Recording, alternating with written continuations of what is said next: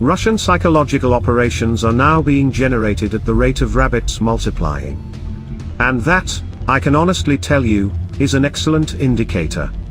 But why so? We'll talk about that a little later, but now, about another psychological operation, the executor of which was Lieutenant Colonel of the US Army.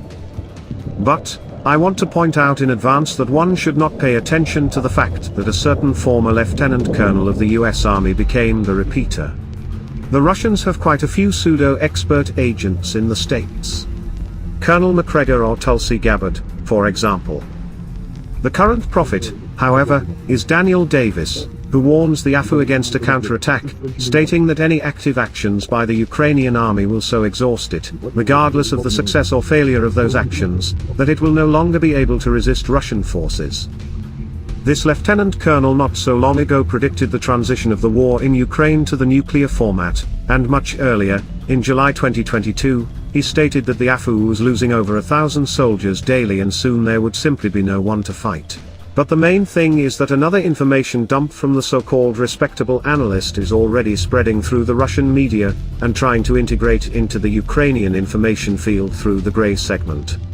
Remember, 2 months ago I said that psychological operations will come from different sources all over the world. This is one of the elements. The main purpose of this throw-in is to dissuade the Ukrainians and their partners from conducting a counteroffensive, and to catalyze the topic of negotiations. In turn, when the counteroffensive takes place, Russian propaganda can manipulate its results for a long time to come. Before I continue, I ask you to subscribe to my channel, it will help to promote it.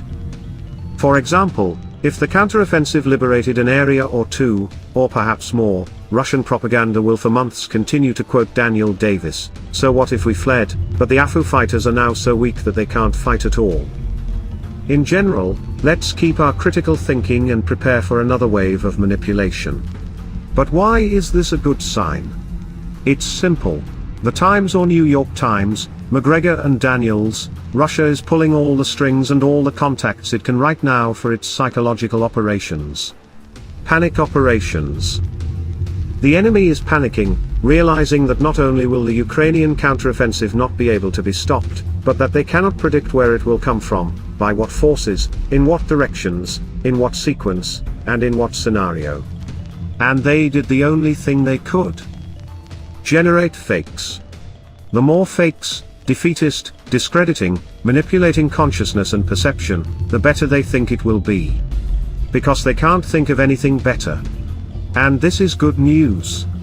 The Russian military command is now in a panic and confusion. And tomorrow I will tell you about another high-profile fake of the last few days, if you are interested.